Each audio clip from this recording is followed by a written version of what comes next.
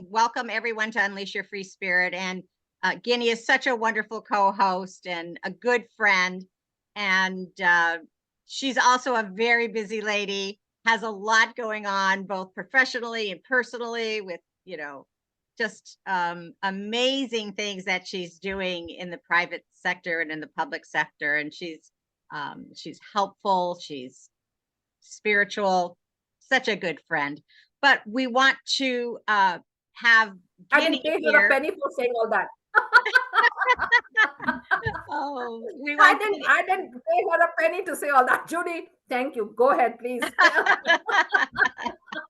Thanks, Guinea. Awesome, and awesome. we do have a special guest today that we are so happy to have speak with us and share some just special nuggets from her. And Guinea, could you introduce her? It'll be a pleasure. You know what? Every speakers coming to our Unleash Your Free Spirit community this month. Oh my God. Jessi is a woman I admire. She is a friend I cherish. I can have deep conversations with her because she is all about looking at this world as one. Oneness is her key. She is an international author and a poet. And yes, she is a very success has her own recruiting company where she actually acquires talent for very successful big companies. So Jessi is a woman everybody should know. I cherish her friendship. I've known her for many years, and it is a pleasure and honor. Without further ado, introduce to all of you Jessi Kaur, and please get ready for a wonderful spiritual minutes with her. You are going to enjoy her presence. Jessi, floor is yours. Thank you so much, Guinea, Judy, for this opportunity to share with you. And thank you so much for that warm welcome, Guinea. And I reciprocate all of those feelings. I've known you forever, and you are a very special part of my life. And even though we don't talk too often, just knowing that you are making this world a better place makes me feel good. So, many years ago, when my son was little and he was in kindergarten, a small private school over here, I used to accompany him on one field trip. There was this kid who had recently, his family had recently immigrated from Jamaica, and he was the best way to describe him is that he was kind of wild and rambunctious and full of life and vitality. And I was watching him because I wanted to make sure that with all the running around and stuff that he was doing, he doesn't get into trouble. So he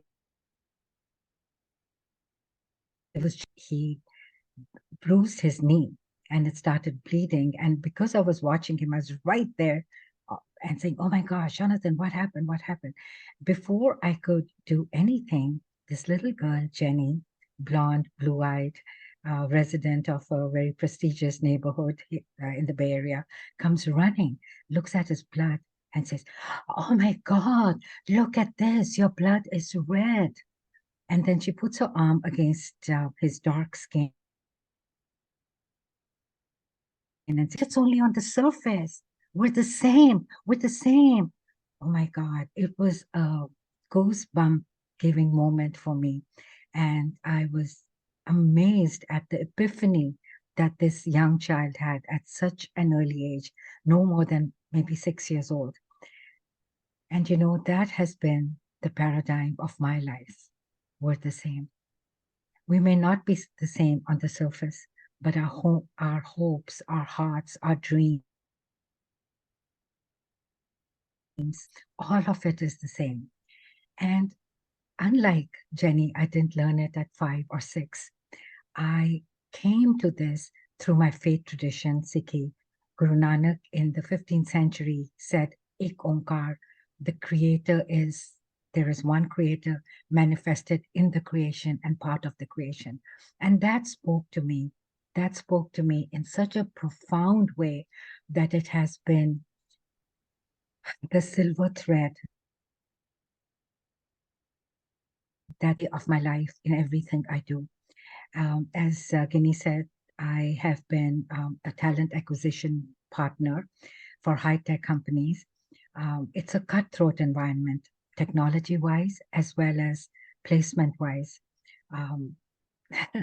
Headhunters are always, always, always at the edge of everything.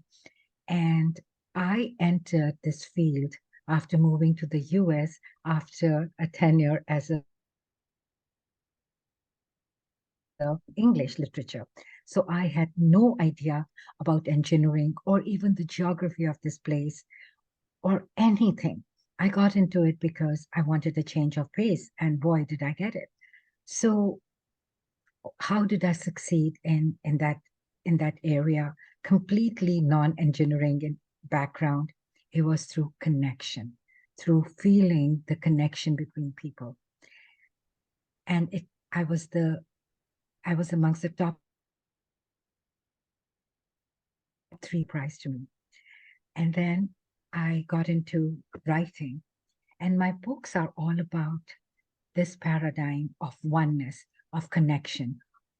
For me, there's nothing in the world more significant, more important, more profound than human connection. It's everything. We all thrive on that connection. We build on our connection. And that runs through my books. I've read a few poems released in India. The second one was Dear to Kuya. The third, and I won't go into the details, but all of them are about this paradigm that connects us, that we need to realize to practice equality and equity. There really is no equality in the world because, some are privileged, others are not. Some are dark, some are pale, some are from a background that others are cherished. I mean, there is no equality, but there is that underlying equality of the light of the creator in each of us being the same. And once that basis is recognized, that I see you in me, I see me in you. Once we see that, that is the paradigm that will make the biggest shift in this world that is so divisive. We're fighting, we're on the brink of nuclear, God knows what, God forbid. But that's because we don't recognize the presence of the creator in each one of us.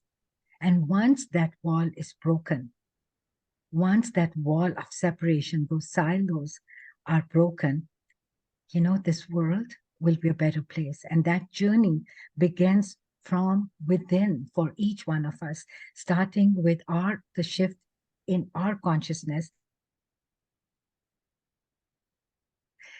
that goes beyond the circle of love that we currently have. Our circle of love is our family, our friends, our community, hopefully, but it is much more than that. The possibility of embracing the world as one.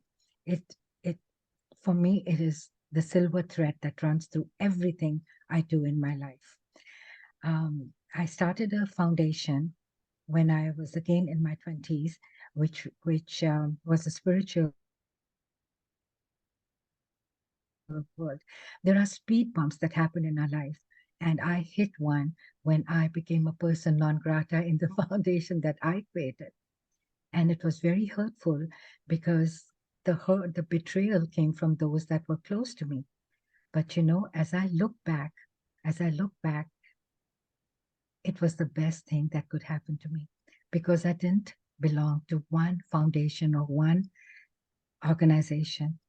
I belong to the world. I treat the world as there is a wealth of humanity out there. We just need to connect. And it's so easy to connect. No one should be invisible to us. You know, the person that lets us into secluded community, the person who serves us.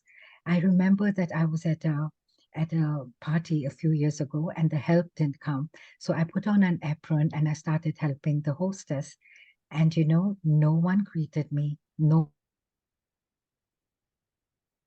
one. And when I removed that apron and my friend introduced me as an author and an executive recruiter, you cannot believe the change in the attitudes I experienced. Everyone was swarming around me, wanting to know more about me. And I knew what the helpers feel. And I hurt for those that are invisible. And I want in my life no one to be invisible. In my books, I talk about sharing, compassion, gratitude. Those are the values that have changed my life. In my latest book, Home of the Beloved, I'm just going to show it to you right here. I talk about 50 sacred spiritual concepts.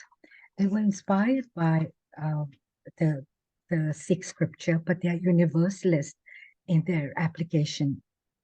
And I talk about the journey of the soul back to its original home. Because our home, first of all, is our body. Our home is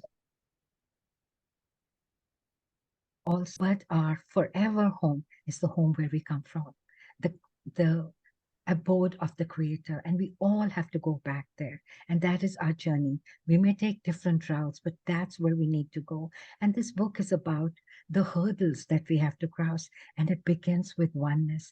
It is a journey where we need the help and support of our peer groups, of our Sangat, and it's our peer group that makes us, that sustains us, that enriches us, that helps us. My friends, if there is one takeaway that I would like you to have from this little sharing of mine is see the world as one, because essentially we are one. And from that, all of our other values will come. Compassion will well up, empathy will well up. Success will be a byproduct of acting in higher consciousness. I worked as a lecturer, but before coming to the US, before to connect with the students. Students want to excel for a teacher that they connect with. We have to connect with people that come into our aura. Our presence is what they will take in, and from that everything else emerges. In my recruiting days, I've become a full-time author now. I succeeded in the business mostly,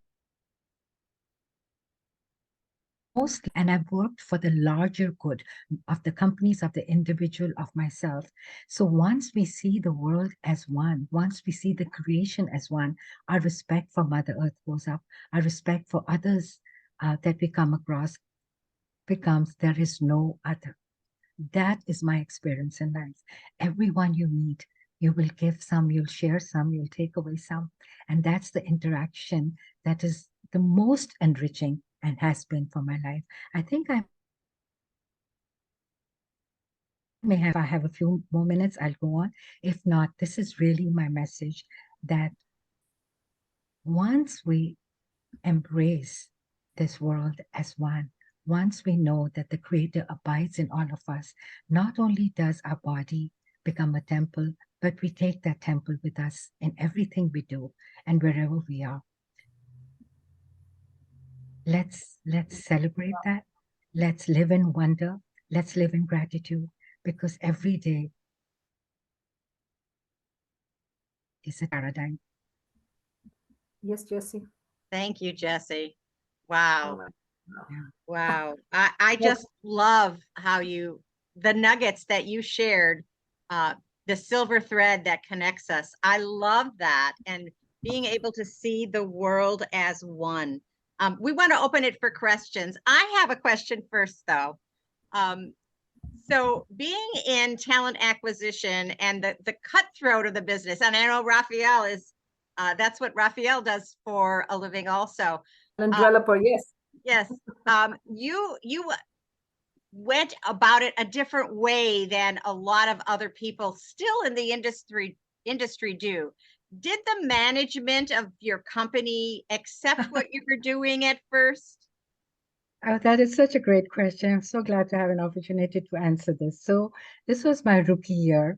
And one of the first things, this was 1983, and all that we had was a desk and a phone. And I had newly come from India,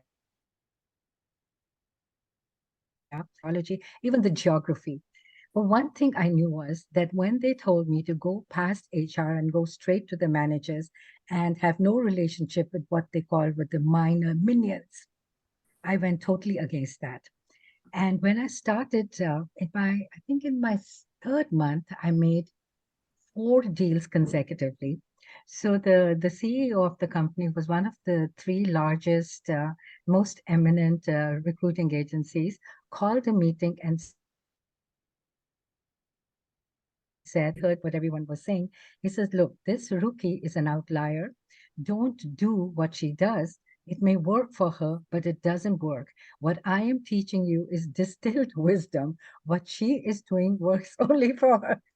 So he basically instructed the rest of the company not to do what I was doing. But what happened as a result of what I was doing was that I gained the trust of HR. And every time there was a dispute about who sent the candidates as 100% authentic.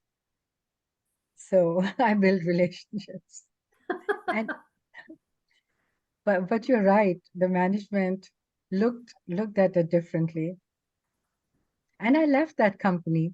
I left that company after 3 years when I was close to making partner, because he sent out a memo saying that this is the way to poach discreetly. And I said, I will not.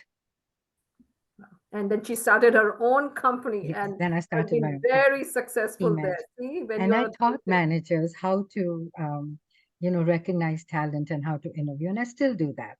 That is one thing I still do, training. Wow. So it's Raphael it's been a jolly ride. it is a joy. Raphael, you need to connect with her on LinkedIn and see all the companies she has helped. But she's very humble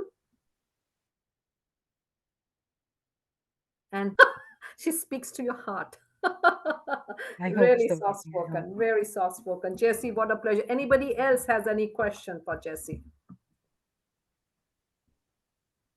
This is Raphael. Raphael. Nice, Jesse. Thank you for sharing all that. I Yay. agree with your approach to life and business. I think there's a lot of crossover there where other people, I think, they compartmentalize it. But I think if you go in with like an open heart, open mind, and go with good intentions, position for over 7 years. Back in October of 2022, I decided to go back to grad school full time, and I'm graduating next week. So it's come up so quick. So I can't believe it. So I'm flying out to Louisville to walk next week, and actually pivoting into more into talent development and organization development side of the house. But I'll still be working closely with talent acquisition and other departments. Long story short, my because of the relationships I built and because of my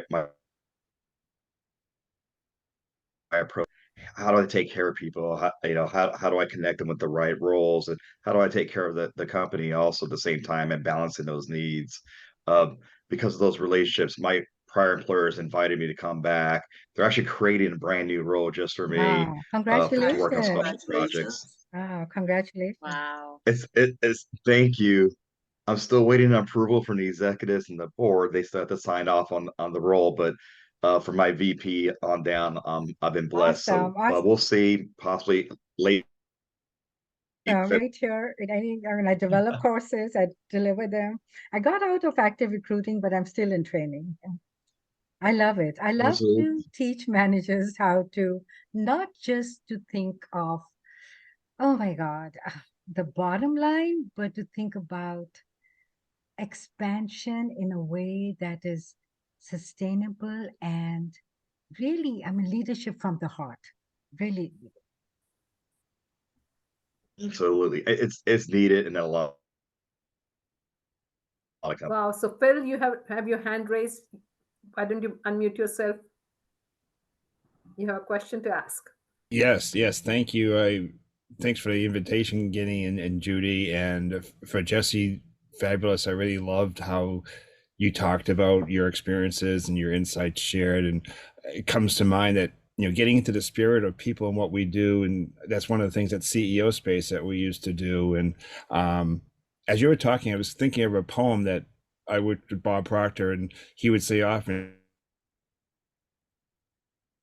if I find is my heart knows yours and you know mine, and go on and so forth. But I love that. And I'm curious your perspective, how can you apply that, the distinction between poaching someone and attracting the resources, attracting a team to come together, whether you're in the coaching space and there's clients that you're talking to or souls that you can serve and not necessarily enroll, but you can still serve them even if they don't enroll, or attracting people so that you're not poaching them, but might really be more aligned with them. If you could share a little bit on that, if that makes sense for you.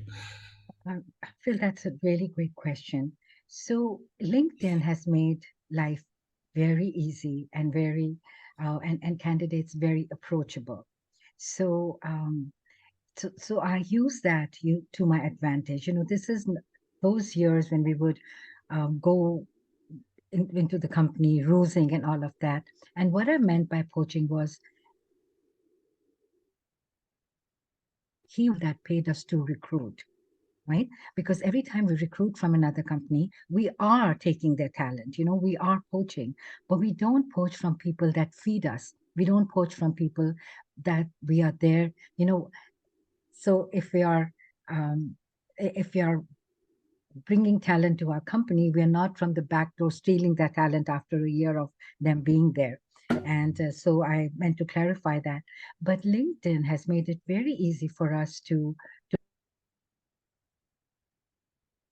connect with them only to attract them to your company. That doesn't work as well as if you connect with them on a point where their interest lies. For example, there was this person at Netflix that we wanted to attract, and I sent out an email saying to her that, look, you must be getting all this wonderful member feeling gone, something about cards, I don't remember. And I said, but that's not enough. I mean, if you come to this company where I was talking about, we had gourmet meals served every day. And the reason I mentioned that was because in her profile, she mentioned that she loved cooking and that she loved gourmet food. So I connected with her at a level that was close to her heart. And she responded. She responded right away. And her first question was, what kind of chefs do they? From there on, we started talking. So again, it's knowing what's important to the other person, and that's where you connect. Oh, thank you. I love that. Thank you so much. That's great. And thank Dr. you, Phil. Joy. Yeah, Dr. Sorry? Joy. Yeah. So, hi, Jessi. Thank you so much. I love your spirit. You have a way of just keep centering people with your voice, and so appreciate that. But I want to know, things have changed clearly in finding talent now, particularly when you look at millennials, they first the big boomers. What are some of the challenges that you guys are up against? And certain head or friend here be in the same category. So sorry, Dr. Joy, what is your question? What are some of the challenges that you're up against in finding talent now? Given the millennials and the baby boomers exit, you have a whole new group of people coming through. Values from different Yes, mindsets. indeed. It is very challenging. It has become very challenging. You know what is different, Dr. Joy, is the work ethics. It is so different. I'll come when I want to. and I don't have to let you know when I'm unable to come. It's just very different, especially um, in a certain segment of society. And I honestly, I mean, it frustrates commitments up front. Okay, I'm going to help you, and I'm even going to train you to put your best foot forward if I think you are the right person for the job. But I want some commitments from you up front. Do we have that?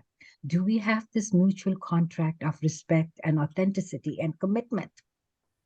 And that makes a difference.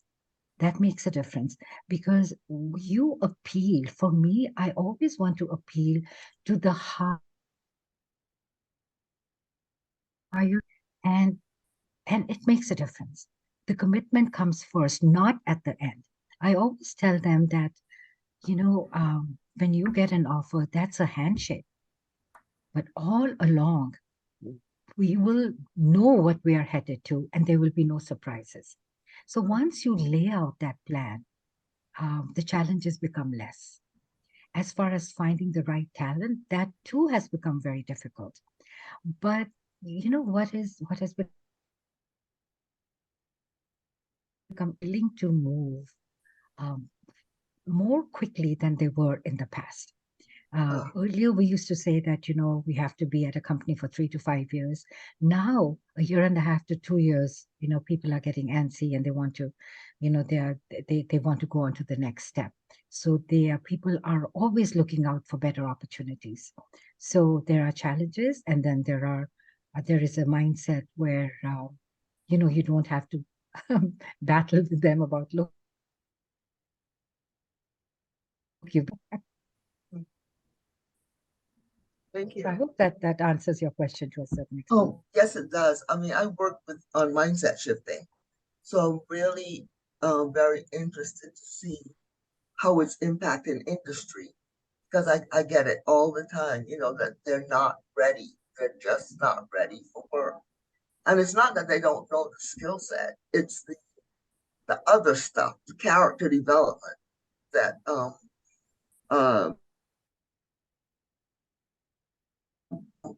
the boomers are trying to train millennials. And it's like, oh my God, like what happened? Where did we lose you? And, it's kind of like that. That's what I hear all the time. Yeah, I like the way Jessi put it. Commitment comes first, Yes. not in the end. Yes. She's upfront setting up the guidelines and putting those parameters for the people, and they know this is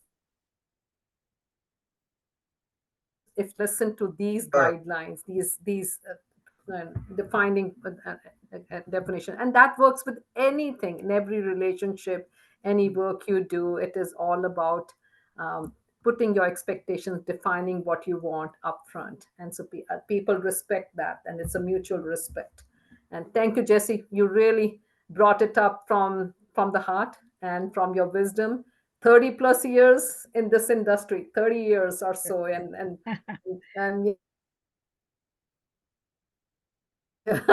but beyond that, I'm sure you understand when I said I cherish her as my dear friend, because Oh, she really definitely. That brings, that she touches brings me because, again, it's mutual. Truly, it is. You know that. yes. In life, my friend, you said it's all oneness. If I can see you and me and I and you, then it's and what a pleasure it has been for our community to finally, Jessi, have you here. We've been talking about for years, but somehow so Judy is smiling because I told her, for almost year and a half or so, more than that, Judy and I talked about bringing Jessi to our community. And today the special people came. I always feel in this universe, there is a right time and right people in your life will come your way at the right moment. It is meant to be. Dr. Joy is a person I admire. She came to my life bringing so much of joy to my life. I said, Joy. Very true. So it's Talking it's about timing, Guinea, I learned a phrase from my friend that I use a lot. It's divine time. It all Divine time. happens in divine Mhm. time. Mhm. Wonderful. So true. I, So I, true. I take And notes. one of the nice things about our event is that we do record it. So if you want to see it again, you get back on LinkedIn, and the recording is going to be there within a couple days.